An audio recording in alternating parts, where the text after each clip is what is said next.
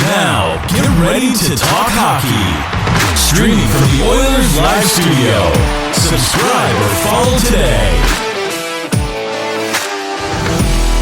Hey, it's Michael here from Oilers Live Podcast, doing another live stream.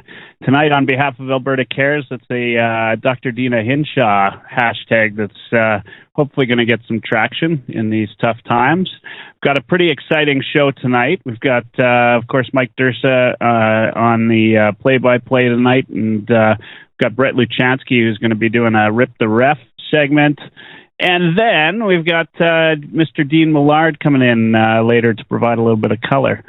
And now we're going to start.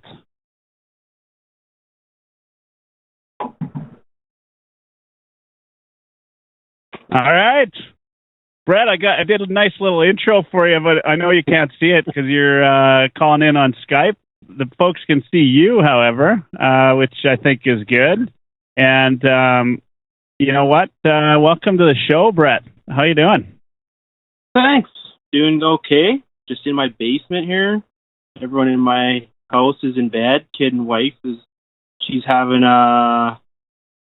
staying home with the boy for the last week, so she's on day 4. Yeah, it's not going crazy yet? Not yet. Not yet? Get there. Oh, good. Well, you know what? We're going to do this Rip the Ref segment. It's going to be hopefully a fun segment, and hopefully we get you back. And I'm happy to hear that your wife's upstairs because I wasn't sure if it'd be your mom's basement or not. But it starts already. I should have asked you to wear the stripes. Sorry? I should have asked you to wear the stripes. I said. Well, I could take you on a little tour. It's just hanging over there. But no, you know what? It's all right. I don't want to pass out. You know, it's funny for those of you that don't know. So we, of course, connect a little bit before the live stream, and we're doing a ref segment. And the first thing out of Brett's mouth is, "I can't see you." And that's like any ref I've ever. It's like any ref I've ever known. It's going to start early, it's right. So, Brett, tell me, how long have you been reffing for? Well, I started reffing when I was a kid. I was probably 13 or 14. So, and I'm 32 now. I started off doing just like little novice games and worked my way through. And when I was in my 20s, mid-20s, was doing pretty decent hockey in the city. I never went too far, but I was doing Bantam, AA, AAA. I think they call it minor midget AA, AAA now. Midget AA and Junior C as a referee and Junior B as linesman. Oh yeah, Junior C, is that AJHL? No, that's no. That's Junior B. Yeah, that's Junior B. Yeah, sorry. Yeah, it's below that. So just tell them in common terms you were breaking up fights. Yeah, well, yeah. I think when I finally got to junior, I was doing as a referee Junior C. It had cleaned up quite a bit since the previous stories I've been told, because it wasn't that bad. So, did you ever aspire to the Federal League, or? Well, I don't know. I don't think I never gave it a chance. Like I finished high school, I went to Nate, I got a job, I have my career as a surveyor now, and so I never went down that road of trying to go for all the way. Like you got to have a special kind of job to be able to take the time off to do all those games and tournaments and travel. Like I never traveled. I never did AJ or Junior B travel. Like I just stayed in the city. Oh yeah. No, I never went that far with it. And then I had my son. We had our son, and I stopped for a couple of years. Then I got back into it, and now I'm just your normal rec league, beer league ref now. 10:30 start. 10:30. I come home, and I'm at home for supper, and I'm home. I put my son to bed, and then everyone goes to sleep, and then I leave for the rink. the dreaded 10:30 start, I might add, right? Yeah. Yeah. But I mean, whatever. I still like doing it, so hey. Yeah, so you know what? I mean, that's a good place to start because honestly, we're talking rec hockey, and you guys get a lot of shit, like in rec hockey, adult rec hockey. I mean, I've literally not been in a game maybe ever, and I'm one of those guys that plays a good 90 games a rec season, and I don't think that the refs have ever gone through a full game without being yelled at least once. Well, I think the one thing you have to realize, especially in rec hockey, is there's a huge discrepancy in. Oh, I'm getting mine now. Yeah, you know what? Are you listening to it? Are you watching it on another line? No. It just started up again now. Okay, sorry guys. You know what it is? Is I have to. It's the way the audio's done, and I had to pipe it back through. We weren't actually getting the audio for you guys on the. Nobody even heard you. All the gold that we had there originally, nobody even heard. Just me. It's going to be released on the podcast, and that's thanks and welcome to low budget podcasting. By the way, let me see if there's another way I can do this for everybody out there. Is the echo? Is it really bad? I don't hear it now. I don't hear it now. Okay, well, that's good. That's good. Because I think we should be good online. Oh, you got it back? Yeah, it sounds good, or I don't hear it now. All right. Okay, good. Well, Bob the goalie says it's perfect. And Bob, thanks for tuning in. And you didn't miss much. I was kind of spouting off about refs and nothing good to say on this side. And I think you heard me anyway. Everybody heard me, but nobody heard you. That's got to be like a regular game for you, right? Like, there you go. Just all one-sided, eh? That's right. Tell me, okay. So what I was saying was there was a large discrepancy in skill level of players in beer league, and also on the reffing side. You got guys like me that reffed a long time and a lot of years and a lot of games and did decently high hockey. And then you got other guys that haven't done that, and they're not as experienced. They're not as good at dealing with conflicts or with guys. And so there's a big discrepancy, and I would venture a guess that you would say that your consistency game to game, depending on who you get, is very different. Yeah. Yeah, I'm not surprised by that. In fact, I mean, is it normal when they're scheduling refs for rec league to have a weaker ref or do they even take that into account? Well, I know the league I ref in is quite large. It has, I don't even know how many refs we have, probably 80.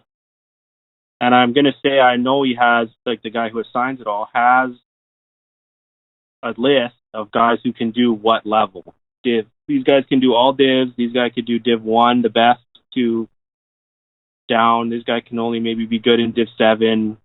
Put this guy only in Div whatever, 14. And in our league, we'll pair, like, say, a guy like me who's more experienced with someone a little bit weaker or less experienced in a lower Div game. Just as he'll usually tell me, to see how this guy is or give him a few pointers. But when you get to beer league too, sometimes like guys just don't want to hear it. They don't want to improve. Like they're just there to skate and make their money. It's not like minor hockey where you're getting supervised and you're trying to move to the next level. I mean, sometimes it's tough. Some guys don't want to listen. You get the odd guy, right? That is just seems to be out there to make the money. Maybe they don't call anything in a night too, right? Like not even a icing for that matter. And it gets frustrating, right? But you know what? I get it. I mean, it's not. It's. I can't imagine it's an easy job on some nights, right? No, definitely not on some nights. And other nights are super easy, but yeah. And so now here's the other question that I have. Do you do you ref enough of the same teams where you start to get to remember the guys? Yes. Our league's big, but I only, or kind of split into north and south.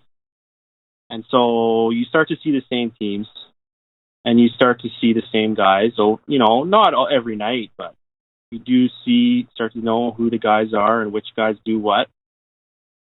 And some guys and some teams, they got a reputation. But as a referee and as a good referee, you have to be able to start every game the same. Like, you got to try to clean the slate. Okay, you're sounding robotic now, and I don't believe you. Well, this is my opinion, right? Like, yeah. And I know some people will not see it that way, and they'll think the refs out to get them, and I don't know. For me, I try. I am human, but I do, I try to start fresh. But, sometimes it might creep in the back of your mind, this guy. Some guys might have a shorter leash on what they can do or what they can say before they start picking up that extra 2 or that 10 or whatever it is, right? Yeah. Yeah. Yeah. I feel like depending on which ref I get, that might be me sometimes. There you go. You know what? I'm not a dirty player. I'm not that guy. Just when it's Oilerslive Cup, that's the only the hacking comes out. But I was so disappointed I couldn't make that too. Oh well, it would have been fun to have you out there. It's too bad. No, you had you were pre-coronavirus. I know. I came back from Vegas. Different type of corona for you. No, I don't know. I just had sickness. Truth serum comes out. I couldn't be too far from my toilet for those few days, so I couldn't ref a game. Well, you know what? It's fine. Dana subbed in and did a great job. It was a ton of fun, and it would have been. We'll get you next year, and maybe you and Dana together can ref. He missed some blatant calls against the other squad. Let me tell you. Yeah, I was hacking and whacking. That's right. So here's the thing. Now, I'm a big guy. I'm 6'5", and so I'll be skating hard down, and I feel like I get penalized as a player because I don't go down easy. Is that a thing? Do you think for you? Do you ever run that line? Do you ever think about that? Like that guy, he's solid, and I don't know. It just feels like as a guy that doesn't, go down when when it sticks on my hip or whatever, right? Like, is that what do you do with that? Yeah, I would say you're probably right. Oh boy. Sorry. Well, we lost you from the start there, so you maybe start again. Either that or I'm just tuning out. The ref's telling me what to call, why you didn't call it, and I'm tuning out. I'd say that if you're going through and guys have their stick on you and stuff, but it's not really affecting you and it's not slowing you down, I can see why that might not be called as much, because you're trying to look for, they're impeding you, they're slowing you down. The hook grabs you by the arm and kind of twists you. If you just go through it, I can see how it might be let go, especially in beer league. And beer league is tough. It's supposed to just be kind of beer league, rec league, but it's also a real game with a score sheet and refs, and you guys pay for refs and timekeepers, and so we try to call it. But like I said, game to game, you have so many different refs in your league that your standard is going to be so different. Yeah, 100%. Mike, what you go off? What's your what's your thing with the refs? Well, like on Mike's question there, is that why you think McDavid doesn't get that many calls? Is because he fights through a lot of it?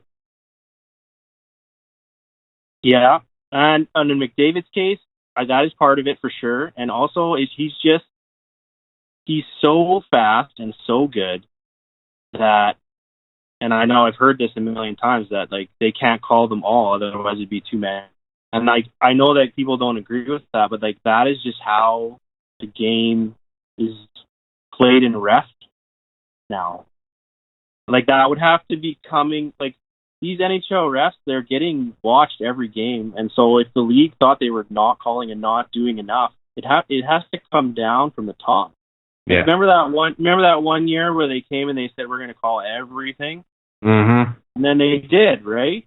For about 6 weeks, yeah. For a while, and then by the time it got to playoffs in April and May, it was gone. But yeah, you know what I mean? Like especially for McDavid, like if it came down from the top to call every single thing against them, they would. I mean, I'm sure there's things they don't even see in real time.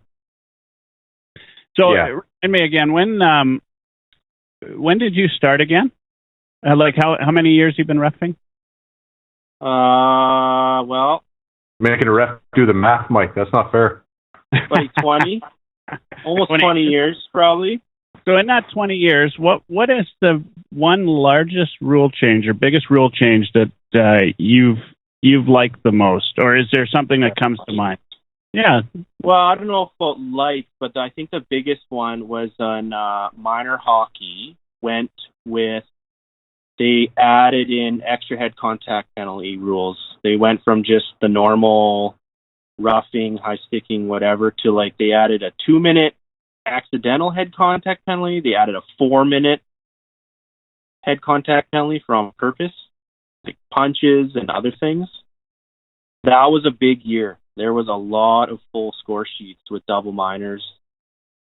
And over the years, and I've been out of minor hockey for a while now, but even when I was still there, over the years it went, I think they started to change the way they played a little bit.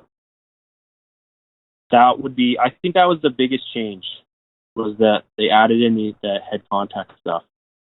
And more recently, they added in a slew foot one that has a game misconduct. Oh, shit. Added in. So what you're saying is Kachuk probably wouldn't have even made it to the NHL. There would be a lot of penalties in minor hockey and beer league hockey is so different from the NHL.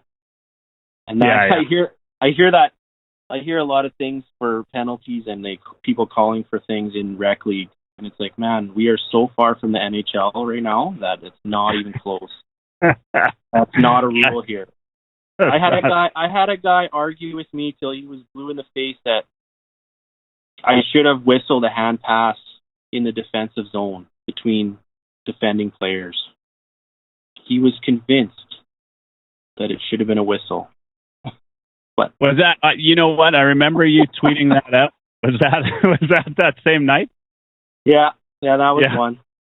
That was fun. I usually try to wait maybe a couple days or something, so it's not so obvious if the person who's involved. I never put teams or anything, but well, all good. I got a question from Lucas on Periscope. He says, "Curious if you change your reffing standards in the beer league playoffs like refs do in the show." Good. You know what? We probably do. I bet you we do. Even subconsciously, I'm sure we do. Yeah.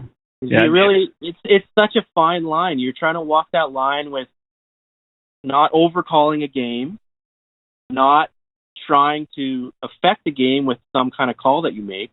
But on the other hand, if you let obvious calls go, and then the puck goes the other way and they go down and score, then you affected the game the other way. It's very, very thin line. So Lucas says, I knew it. I knew it.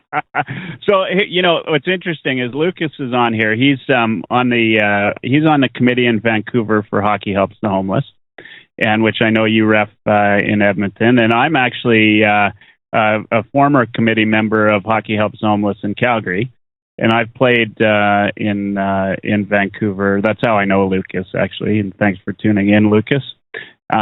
You said you had some good stories from Hockey Helps the Homeless, which for those of you that are listening or going to tune in later or whatever, it is bar none one of the best charity tournaments out there. Lots of alumni come out. It's for a fantastic cause, and it's super well run, and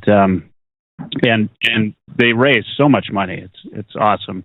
Vancouver is one of the largest in Canada. Lucas will probably tell you they are the largest in Canada for money raised, but every city does great. And we've had, I've had a chance to sit and chat with Glenn Anderson on the Red Line, and played a couple times with Jyrke Lume, played with Guy Carbonneau, and right before he got to the Hall, and played with Ethan Moreau in Montreal. It was cool, and so lots of really cool stuff. You got any good stories? Good hockey helps the homeless stories? Yeah, I have one pretty good one with George Larocque from last year, actually. Well, he was playing, and he was playing defense. First off, I was reffing with a kid who was probably 14 or 15. He's in high school. He's coming to do it for his high school credits. There's no timekeeper. There's timekeeper kids. They're just writing the score down. There's no penalties, score sheet, nothing, right? So those charity games are tough too sometimes, because you're really trying to not call much of anything, because it's a charity game. There really shouldn't be much going on. But man, sometimes you got to, because otherwise, even in a charity game, everybody just, I don't know, something about hockey, guys just get heated. It doesn't matter. Sorry about that. For nothing. Yeah. So anyway, George Larocque is behind the net. I was the referee out at the blue line. The kid was in the far end, the corner, and I couldn't really see what happened. It was right behind the net, and I guess after I found out, the guy was playing against George, and he tried to lift his stick, and I think he caught his finger with his blade. Oh, yep. But George comes out of the corner, and he's just yelling at this guy and at the other kid ref too, and he's yelling in French. No one has any idea what he's yelling. He's yelling in French, and he's like, "Tabernacle," blah, blah, blah, blah, blah, blah, blah, and he's super mad. And he was really into it. And then, so at the end of the first period, or at the end of the period, I'm sitting we're doing an intermission. I asked the kid, I'm like, "Do you know who that was? That big guy with the dreadlocks? His helmet's barely on his head because his hair's sticking out." He's like, "No, man, I have no idea who that guy is," but he was pissed at me. It was just so funny. And then but he just shut it off. He was mad, and then he was totally just normal, joking around, laughing the rest of the game. And you wouldn't think of George Larocque as when he played in the NHL, you don't think of him as a super skilled guy, right? But he was playing defense. He's not really trying that hard. And when he got the puck and went down the wing for one, and he got to about, I don't know, maybe it was top circles, and he just laser shelved it on this guy. And I don't even know how many years he's been out of the game or whatever, but those guys, the enforcer guys, they're still so good. Yeah, I mean, well, George, though, he did have, I think he had more than one hat trick, didn't he? I remember watching his one hat trick, but that's one more hat trick than I've ever had in the NHL. We also had Joaquin Gage. Too. Yeah. Oh, Joaquin Gage, yeah. Joaquin Gage, he was cruising around in goalie skates out there. Oh, playing out? Yeah, just being a goofball. Yeah. We had Matt Cassian, same thing, just he's trying to joke around and keep it light out there. We had one game getting a little heated. He's just trying to joke around with everyone, trying to bring them down a little bit. Well, Lucas can tell you in Vancouver, there's there's kind of a Cliff Ronning rule, which is, I remember the very first time I played in the Vancouver tournament, Cliff Ronning skating down. He's coming down the right wing, and I'm playing left D. And quite literally, I thought, he's an alumni. He's not going to go, full out, right? He totally, I'm not lying to you. About 2 seconds later, I was tying my skates on the ice, and he roofed it. Some of those guys really take it, they take every game seriously, and some have some fun. In Calgary, when I played out here, Commodore, I was on the boards with him. I did a little stick lift and took the puck away, and I was quite proud of myself. But that was the last time he let me have the puck. Because he was pissed off that I did that. So, yeah, no, those guys are, and I wouldn't call Commodore a top 6 kind of guy, right? Like, so that's they're good. Like the lowest guy on the totem pole is exceptional. Yeah, I always like that one in beer league when say guys playing defense and the offensive guy's kind of forechecking and he steals the puck and the D man just gets mad just because the other guy was trying too hard. Took the puck away, gives him a little whack or a slash, and then he ends up picking up a call and he's all mad. And it's like, well, you just got mad because the guy stole the puck. And we're like, what's he supposed to do? Not try? I mean, it depends on the situation, I guess, like score and where you are in the game. But yeah, if you're following on Periscope, I know there's some on YouTube, Facebook, and Twitch. But on Periscope, Lucas there from Vancouver, he says Ronning might be the most intense human on the planet. And what's funny is he also says him and Wayne Van Dorp almost had the first fight in Hockey Helps Almost history. I've heard the same of Tiger Williams whenever he plays alumni. I played. You bring up Tiger, Mike. I played in a game at Grand Prairie. It was EMS versus a bunch of old timer guys. Yeah, and I played with Tiger Williams, and I'm skating around. We're doing horseshoe drills like in warm up, and you could get sponsored to play with them. And Tiger Williams skates by me and slashes my stick out of my hands, and I'm on the same team. Well, I could tell you the Van Dorp, who he's an old timer. Like he played for Edmonton like 6 or 7 games in 1980. He was at the last Rexall game, and I don't know what I did to him, but I was literally skating off the ice, and he did as he's skating on the ice, he did the elbow right into my right into my chest, right? Like, and I turned around and he's just staring me down. And I'm like, oh man. Yeah, like, that's what Tiger did to me. He gave me the 1,000-yard stare, and he's like, "Come on, kid, pick it up." Some guys just don't lose it, right? No. Yeah. So, give us, Brett. Give us another. What's one of the big when you're out with everybody, you're having some drinks, and people are asking you reffing stories? What's your go-to reffing story? Oh, we might have lost you. You're looking slow-mo right now. Yeah, he's in the Matrix. You're out. By the way, your hat makes me sad. Who, mine? yeah, your hat makes me sad right now. Anyway, sorry, I just read it while I was waiting for you to. So, what's your go-to reffing? I got my one. Wow, this one I got one from Beer League that's more recent and that never happened to me in 20 years. We had to kick out for fun. That's never happened. Like, guys yell at each other all the time on the bench, whatever. We just kind of let it go. So what happened is they got scored on. The one D man, I don't know what he said. He said something to his D partner. We're about to drop the puck at center. The other guy turns to him and says, I don't know if you can swear on here, but yeah, go for it. He says, he's like, fuck you. You just do it yourself. Just play the whole game by yourself. Fuck off. And he goes to the bench and he changes. Okay, so we drop the puck. Play's going around. The guy who started it, he goes to change. Guy won't stand up. He just keeps sitting on the bench. He's just like, no, you play the whole game. You play the whole game. You're so good. You just play the whole game. Play keeps going around. He tries to change again. No, won't get up, won't change. Finally, there's a whistle. He gets to the bench. I don't know. They change. Now they're both on the bench together, which is, I don't know why. And they're yelling at each other. And like, it's beer league. There's no one in the stands. There's no crowd noise. There's no noise anywhere. Yep. So you can hear it all. They're yelling at each other. Like, they're like nose to nose. So finally, we kind of blow the whistle. We're like, dude, like, guys, come on, enough. And they just can't stop. And then someone from the far end of the bench, I don't know, they say something to him like, hey, man, calm down, shut up, whatever. The guy takes his stick, he javelin throws his stick at his own team on the bench. And me and the other ref are standing there watching, and we're just like, what the is going on? Like, I've never seen anything like this before.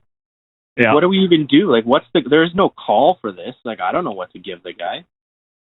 And then, like, another guy skates over from the same team, and he's on the ice, and he's grabbing the guy on the bench, and they're kind of pushing and shoving, and finally they finally kind of broke themselves up, and we motioned for him to go sit in the box. So I'm going to put him in the box. I don't know for what, for 10 minutes, I guess. And finally, he just gets super mad, and he starts, like, swearing and yelling. And he wasn't even at us. It was at his own team still. And he's just chucking shit and smashing gates and slamming gates. So finally, he's just gone. And I don't even know. We just wrote down game misconduct, and I just had to send an email, and I explained what happened to the league. And I was just like, at the end, I said, I've never seen this in 20 years. I don't even know. So and one of the funniest parts, too, is there's only like a minute or so left in the second. Then we went for a flood. His whole team had to go down in the room with him. I don't know what happened down there, but I don't know, man. So what is that? Like, that's obviously not in the rule book anywhere. But when you when you call a game misconduct, I mean, can you call it for pretty much anything? I guess. Like, well, I mean, I don't know the rule book that well. I know that it's thrown out of a few games, but for stuff, it's crap.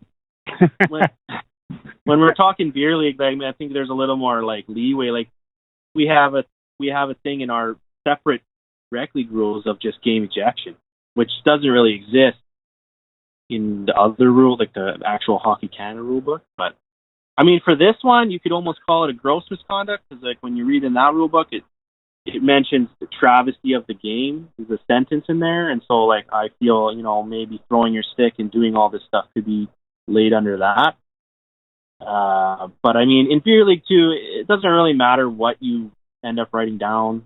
You're going to end up sending an email and explaining what happened, and that's what the guy who's deciding suspensions or whatever, that's what he's going to read. He's not so much concerned with it was we assessed rule 4.9F situation 2. Again, minor hockey, we had to make sure it was a little more with that. But in rec league, it's more the email and what happened. That's what they're going to go off. Because I mean, so like I was saying before with refs and their different experience levels, some guys throw around gross misconducts like they're candy. And then me, on the other hand, I'm coming from minor hockey stuff. Like, I don't think I might have called 1 or 2 or 3 in my whole career,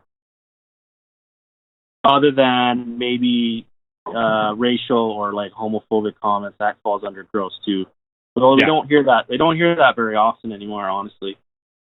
I think I might have, in like 450 beer league games, maybe 3 or 4. Yeah. Oh. Yeah, and most people know, I think, and get that that's that's probably one of the biggest things right now that they're looking for, that they tell you at the beginning of the season. Yeah. All of that. So, I asked you the other night, I kind of put a shout out on Twitter to you about this. I was in a game, we're playing the game, and at the end of the game, so first off, it's the usual skating down the left side. I go to dump the puck in, and the ref's in the way, right? Like he does, and you know what? I get it, right? Like, but he didn't even make a move to get out of the way, and then he stays there, and he stays in the way on the second kind of go round, right? And so the one guy that's on my line, he yells at him. He says, "Get the fuck out of the way!" Right? And so he automatically gets put in the box. All right, 2 minutes, right? And so he's in the box, and the other team's going, and they go on the power play. We're up like 8-6 or something, and there's about a minute left. And this same ref, he is like literally like he's about by the face off the blue line face off dot. Just he's not right by our bench, but one of the guys in a very I'm not even making this up, because players make shit up all the time, but but I'm not making this up. In a jovial way, he says to one of the other guys on our team, like, that guy has had it out for us every single game, right? And he's smiling, the guy on the bench. And the ref turns around and says, "You, Box," right? And then another guy says, "Fuck, really?" And then the other guy says, "You too, Box." And we're already playing short, right? And we've got 4 or 5 guys in the box with less than a minute left. And I'm one of 2 guys that's left on the bench. And I'm laughing my ass off because to me, this is the most hilarious thing. But when we go in, like, the other guys, this is a team that I sub in for once in a while. The other guys say that ref has it out for them every single time. But I'm curious, when you get back to the reffing room, like, do you ever look at a guy like that and say, like, dude, what the fuck's going through your head? Like, that was asinine. Or do you just kind of let it go? Right? Okay. What do you do in that situation? Well, I'll say this. I've definitely worked with guys that I've thought that on the ice for sure. On the ice is a little different. It's pretty hard. You can't just completely sewer your partner, even if you don't think it's the best calls that he's making. Like, it's tough, right? You're trying to until you're out of the rink. You're trying to be on the same team out there, right? You got to be, but definitely after once you're back to the room, you can definitely start asking some questions. Say, what'd you see there? Like, what did you really see there? And you try to maybe put it in their mind. Like, I don't think that was really how that should have went down. And that stuff that you're talking about, like, okay, maybe the first one, he was in the way. The guy yelled at him, get the fuck out of the way. Okay, maybe that's worth 2. But the stuff on the bench, like, man, if you're standing on the bench side with your back to the bench, and you just got to have closed ears. You can't. And maybe that's why I've gotten this far and keep doing games, and I'm doing how many games a year that I can still do it. Like, does it depend what's said though? It does depend what's said, but what he said, what Mike said, doesn't really amount to much. Yeah. Turning around and you, all of you, yeah. Get in there. Like, that's, and like, I don't know. Who knows what's going on with that guy that day? Like, just right. Like players, you've seen players all of a sudden just go like snap and they just go crazy, and you're like, what is going on? Like, that, there's nothing going on in this game to deserve to do that. And who knows what happened in their day, and who knows what happened in his day? I guess, like, you don't know. But yeah, you can. There's definitely been arguments, but it's usually after. It's not on the ice. Yeah, I guess, like, they're your teammate, right? Like, on the ice, I guess. So you gotta look out for them as well. But when you work with a guy like that, man, you are mad and you're pissed at them because they're making your life hard too. Yeah, because you guys are mad at him, but you're also everything that I call now is going to be like in question. Like, it's making my life harder too.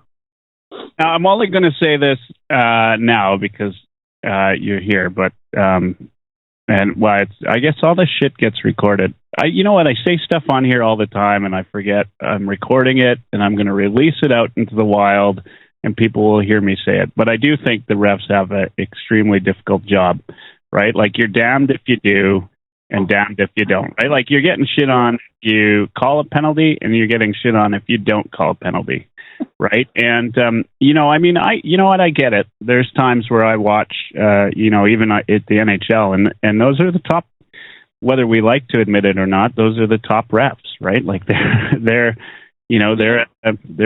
a level that, I think, anyway, a lot of them have earned to be at that level. Although, in fairness, I did just recently realize that they're quite often not looking for mature refs, but folks that have some athletic ability, right? Like ex-hockey players, ex-junior players, ex-college players. Like, if you go to their reffing clinics, I always thought that they'd be looking for guys that, much like a hockey player goes up through junior and then into the NHL, like a ref that started in the CHL and then went up to the NHL. But that's not what they're asking for on their site, on the NHL Refs Association. They're looking for when they do the clinics or when they do the tryouts, they're looking for ex-athletes. Does that surprise you at all? Yeah, it does. And I don't know how. I think in the refereeing circles, I don't think many guys like that. They think that you should be a ref, like you said. You're working from junior up. You're working your way up. You're doing international tournaments. You're doing whatever. You're going and you're being a level 2, a level 3, a level 4, a level 5. I think it goes up to 6. And for guys to just quit playing and jump into some higher level hockey, I know it probably doesn't sit well with a lot of referee guys. But I mean, I saw one video where one guy, he was being a linesman and he was dropping the puck. He had his back facing to the middle of the ice, but he can skate really good. But I mean, you still got to know a lot of other things too. Like, it's not that easy. Like, I always, I know it's like every defense to everything is, oh, you just go try it yourself. Just go do it. But honestly, like, if you actually went and try, just go and try one time. Just go and try and see where you think you need to stand and where you need to be out of the way and to see everything. Like, it takes learning, and it takes a lot of experience to know where to be. I got a question for you that I don't think you've ever heard, Brett. Who's your referee Mount Rushmore?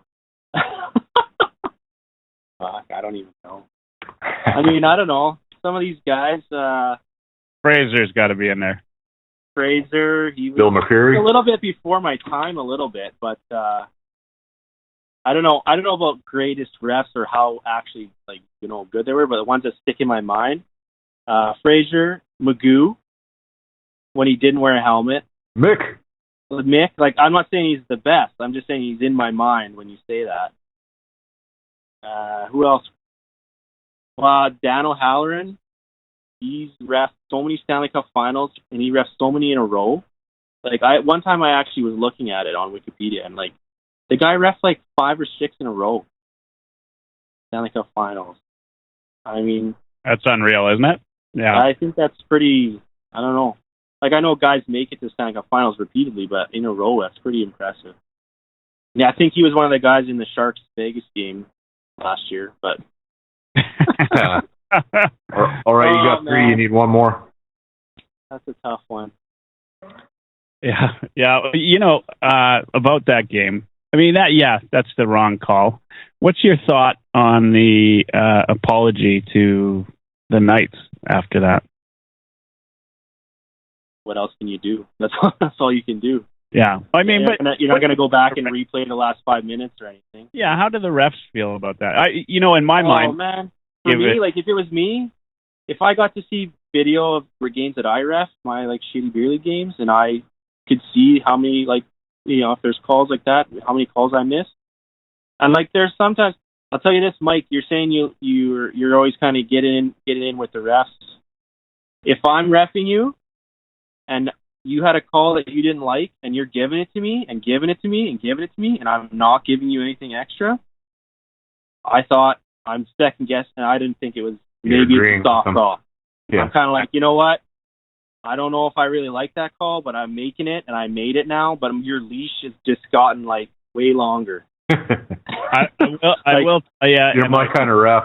I say this with sincerity. I do treat the refs with respect. I've had very few unsportsmanlike calls, and I play a lot of games. And no matter what, I might not agree with it. I'll shake my head and sort of let the ref know, but I always skate straight to the bench. Typically where I get thrown out is the 3 penalty rule, because, like the last time, it wasn't that long ago, I got thrown out.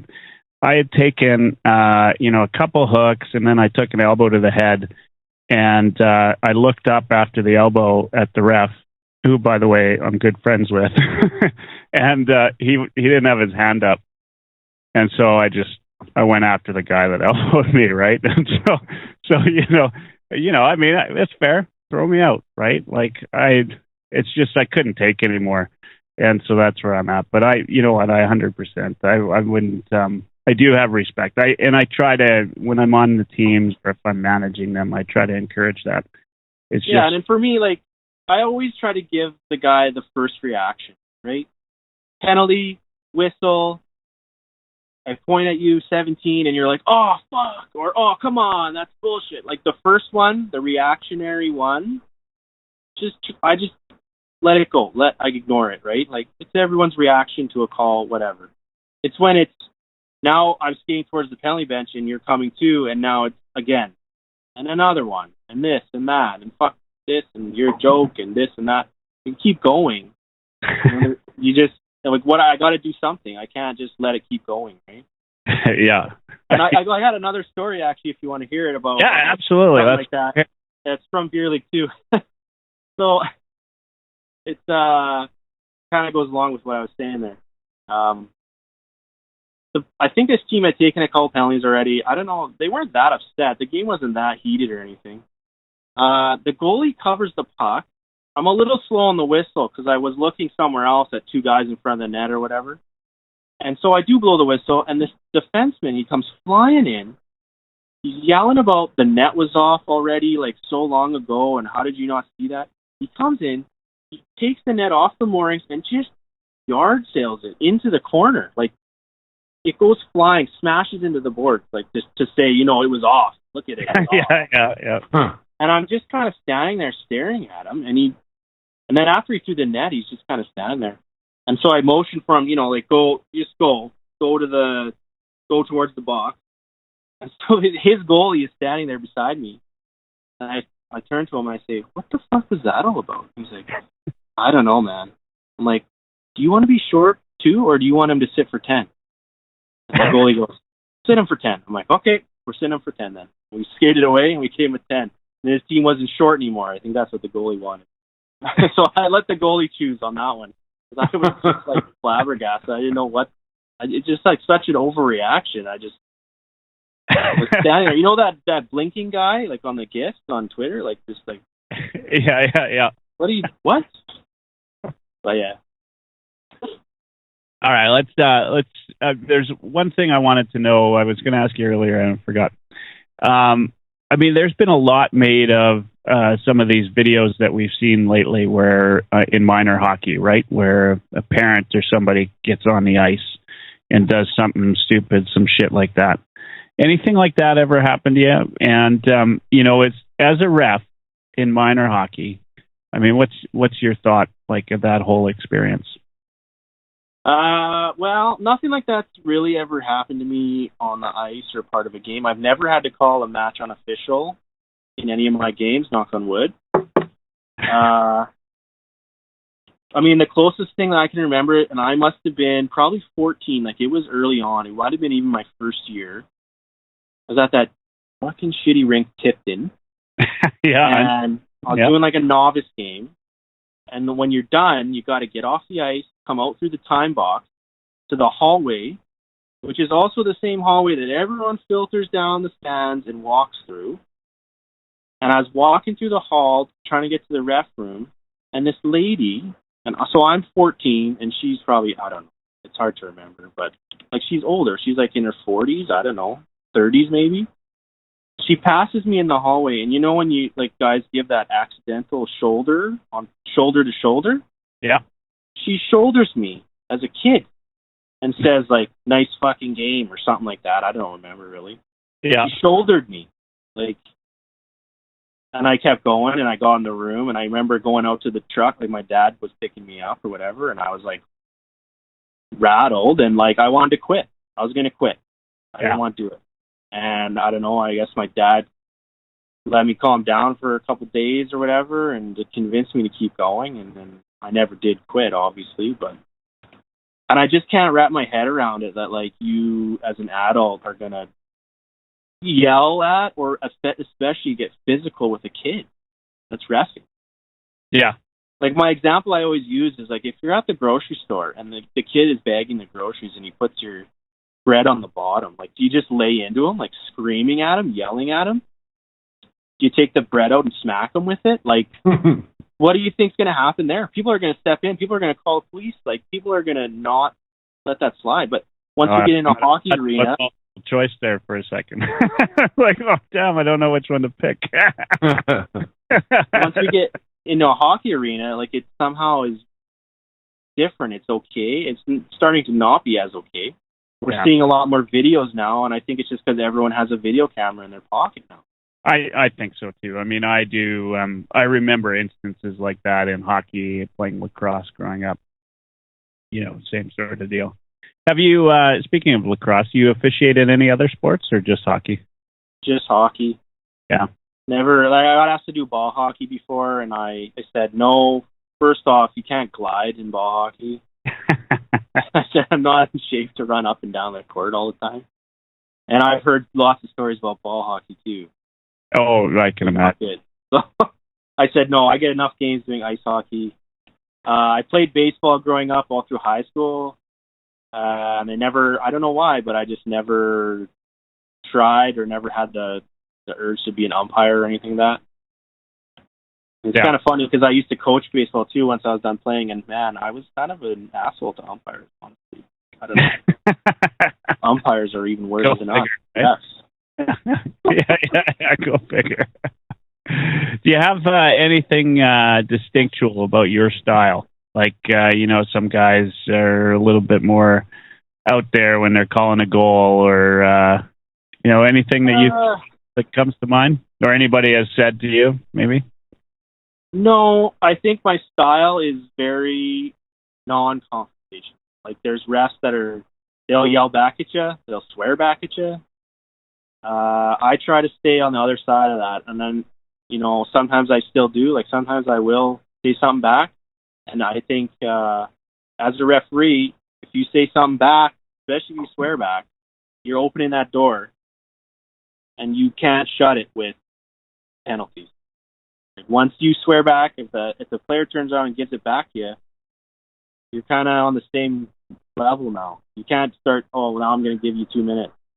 That's my feeling on it anyway. Yeah. If you want to be able to go to 2 and then to 10, you got to keep. You can't. You got to stay out of it as much as you can, right? So going back to that one, I don't know which video. There's lots of videos out there, but there's that one recently where from the one angle, the guy was on the ice, and then he got pushed over, and he got back up, and he fed the ref like a couple uppercuts and a good one.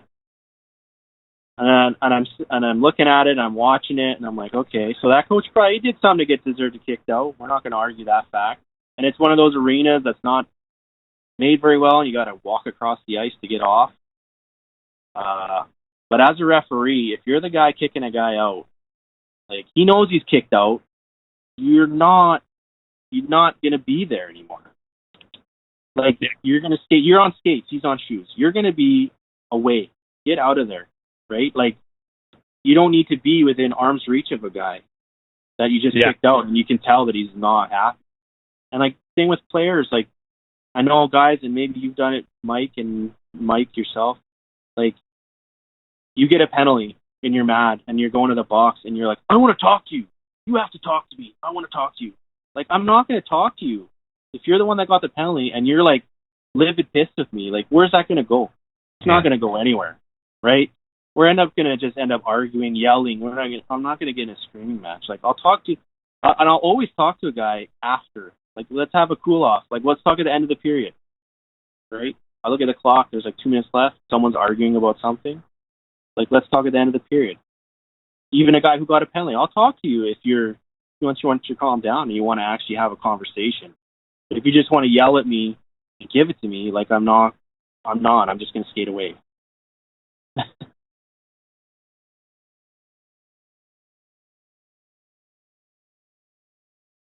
Uh-oh.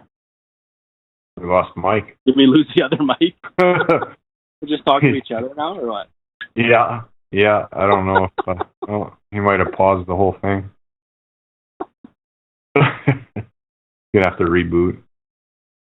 Yeah. Like I'm watching the stream on my phone, and I've got you on my laptop. Oh. So you can actually see what's going on. Yeah. But it's delayed. It's not.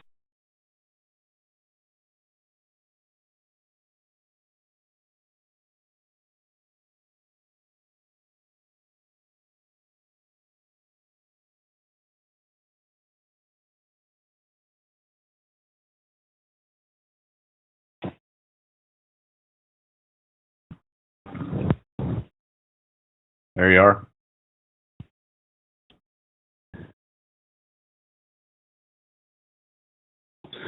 Hey, Mike. All right, we've got you, and there we've got Brett back. Some good job, guys. Sorry to everybody that's tuned in. Some just still a few little glitches here, and Brett, we're actually coming down to the end here. We got a couple minutes, and then I've got Dean Millard coming on at 10:30. So the real radio guy coming on next. the real deal. He'd probably he'd love that. Yeah, he's probably got a better budget than I do, I'm sure. I don't know. I saw your stream. I watched your other one from the other day. You look like you got a pretty good setup there. Yeah, it's a decent setup, but it's certainly I mean, it comes with its challenges sometimes, right? It's tough to do it live, I bet. It is. And the other thing, some guys have, I'm not complaining, but some guys have producers and other things that they can watch and do. And anyway, you know what? It is what it is. And sometimes I have a few glitches. I had Rob Clark on yesterday or Tuesday. And right in the middle of it, Mike hung up on him. Actually, it wasn't Mike's fault. It was my fault, but Mike's there, so he's got to put up with it. It's too bad I wasn't there, because you totally could have just blamed me then. Did you? By the way, so Rob Clark was on, and he sang the anthem. Honestly, one of the greatest moments in on the podcast. It felt like, I honestly, like, first off, like, that takes a lot of guts, say, to get and just sing, like, whatever. Like, you will never, and everybody be thankful for that, but you'll never hear me just belt out a song on here, right? Same here. Yeah, but Rob just gets out there and he sings and does his thing, and that's great. So I just talked through your final 3 minutes there, Brett. Any kind of last words for those of us there? Be kind to your local ref or anything like that? Yeah, just, I don't know what to tell you, man. Just try to remember that I don't think, well, I can only speak for myself, but I'm not out there to try to screw over one team or the other. And I do know there are two teams out there. I do know. I can count. You got to be more creative than that. That one doesn't, I don't like that. That one just pisses me off. You got to get creative on your beaks and your chirps. Make me smile. You're not going to take a penalty if you make me smile and laugh. What was the one that was on Twitter the other day that I was going to remember? Like, how many teams did you get cut from before you became a ref? Yeah, I haven't played hockey since like probably Pee Wee. I switched to reffing, and I don't know. I didn't feel just never felt like I needed to play. Yeah. Now, just curious, and then I think Dean's waiting here, so I'm not going to keep him waiting longer. But did most refs play hockey as well, or? I don't know. I mean, it's probably. I'm sure there's lots that do. I know there's guys that play in our league and ref in it. Yeah. And some guys can do it, and some guys can't. Because like, you can't be playing as a player one night and like going crazy and giving it to refs, and then the next night you got to work with the same guy as a ref. So some guys can do it, and some guys, they can't. Some guys have to choose, I'm going to ref in a different league, or I'm going to play in a different league. Yeah. Well, I get that. All right. Well, I better get to Dean. Thanks so much. We'll have you again on next Thursday, Jan. Yep, for that. Hey, man, as long as I don't have beer league to ref, I'm going to be at home every night. All right. Tune in. I'm not going out anywhere these days, so. All right. Thanks so much, Brett. Okay. Yep. See you later. Good night, Brett.